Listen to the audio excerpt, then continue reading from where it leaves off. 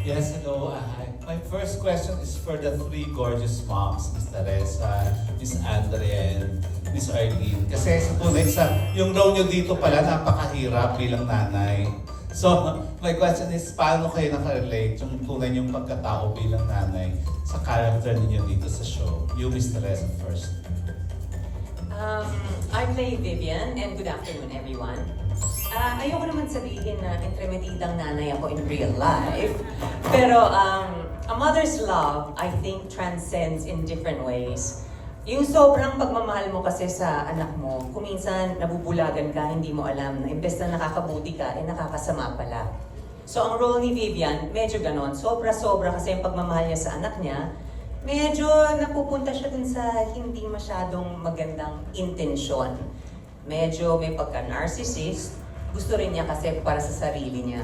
So may ganung shade si Vivian. Pero ang bottom line, kasi mahal niya yung anak niya. Yun si Vivian. Eh si Teresa po, sino? Secret. No, I guess, like I said, a mother's love is a mother's love. Now, I've transcended into a Lola. So I think the mother and the Lola steps back a bit now. Because then there's another woman in the scene. There cannot be two queens in a castle. And since nasa yun na, Miss I am the Teresa, queen. I nasa yun na yung microphone, follow-up ko lang po. Since makakatrabaho mo yung dalawang characters ni Jillian, si Dennis at si Tata, paano po yung rapport niyo ni Jillian? Jillian and I have worked together before, my special tatay. So seeing each other again, she's really like my daughter. So it's very easy. But, minsan yung pagtataray niya, Tita, paano bang magganito? So sasabihin ko, isipin mo lang yung ganyan. Oo nga, no? Sige, ganyan lang, iha. So meron kaming ganon. Our rapport is very good. And for the new ones, like si Michael, I really appreciate he goes out of his way to say hello to kaming mga medyo may edad na. And it makes work easy when you know everyone is willing, the young ones with the older ones, and the older ones with the young ones. And it's a very happy set we have. Thank you. Thank you, Miss Teresa. Miss Arlene, ikaw, bilang nanay sa tunay na buhay at bilang nanay dito sa show, gaano pareho or kakaiba? Maayong hapon. Diba? Ilonggo. Okay, I am, as Nanay Guapa, I am what I am also in real life. Loving, of course, sometimes nagagalit, nagtatampo, naiiyak. Pero this is the typical mom that you will see here in My Ilonggo Girl. Tapos working with them is true, di ba? Teresa, it's so easy. Ito si Michael, he's always smiling. Umaga man, madaling araw, kahit anong oras ng araw. Lagi nakatawa. Jillian, you are such a dear. You are such an easy person to work with. I love you so much. Yan lang po. Miss Arlene, sa tunay na buhay, paano ka maging isang nanay? Yun nga, tulad ng sinabi ko, I am very loving. I'm also strict when strictness is needed. I am also matampuhin. I'm such a typical mom. Kaya madali rin akong maging nanay sa mga teleserye. Kaya medyo nagiging paborito akong nanay. Dahil nga, this is what I really am naman in real life. Thank you. Yan. And by the way, congratulations because tinapos mo yung course mo last year, Communications, Oh di ba? yeah, thank you. Yes, at 55. Hallelujah. In relation with that, anong advice mo sa mga younger generations na kung pwedeng pagsabayan ng pag-aaral at pagtatrabaho? Why not? Diba? Kasi hindi naman tayo laging may trabaho, may mga lull moments. Why not continue with your studies?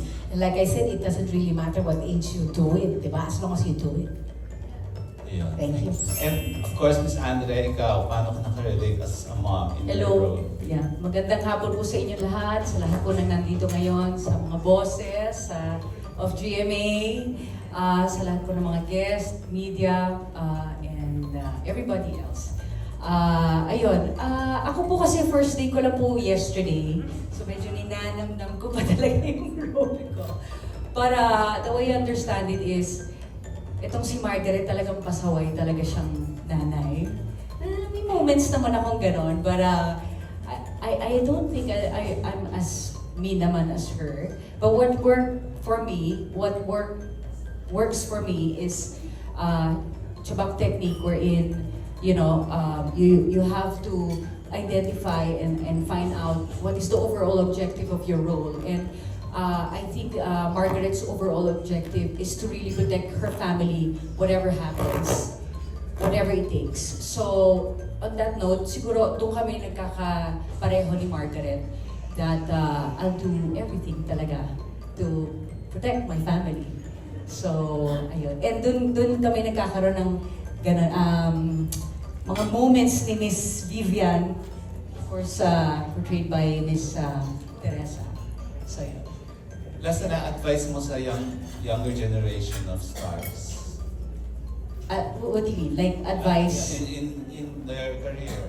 I guess it's a cliche, but to love what you are doing with all your heart, and you'll never work a single day in life, diba? And I learned also the hard way. Love those people around you, you know, and don't bring your personal personal issues in the set. Oh yeah, may mga ano ba yan? 1, 2, 3, 4. But those are the top 3 siguro. Thank you po and congratulations. Thank you. Thank you also. Thank you, Mr. Romel Gonzalez. Up next, we have Mr. Eugene Assis of People's Journey. For the enduring Richard Kwan.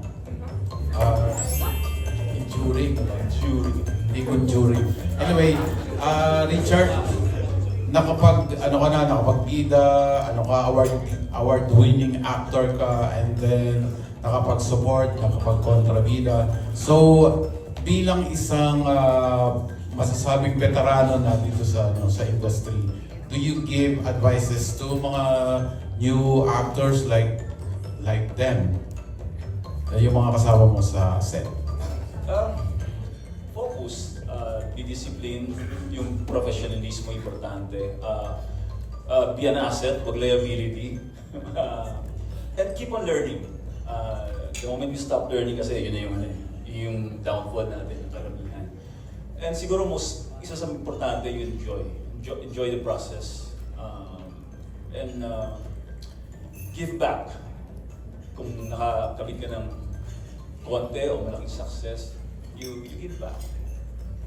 Ano nga yung role mo dito sa teleserye? Isa siyang strict, business, all business, and expect people around him na merong high standard na sa mga ginagawa nila. So nagkukos siya ng stress sa mga tao na katuligid sa akin. So, medyo kontrabida talaga or I was say kontrabida. So as earnestly sa teleserye naman gano'n, minsan hindi mo alam kung saan mo pinag-character mo. Pero definitely, hindi siya kaya-ayang kasama. Maliban lang sa, of course, in love kasi siya sa wife niya. Pero other than that, people around him, na-stress sa ugali niya. okay. Thank you. Thank you. Richard. Kasunod na tatanungin ko naman sino ngayon nasa likod na yon? Parang hindi ko alam. Si Empoy ba yun? Joke lang, joke. Hello, Empoy. Yeah, good afternoon everyone.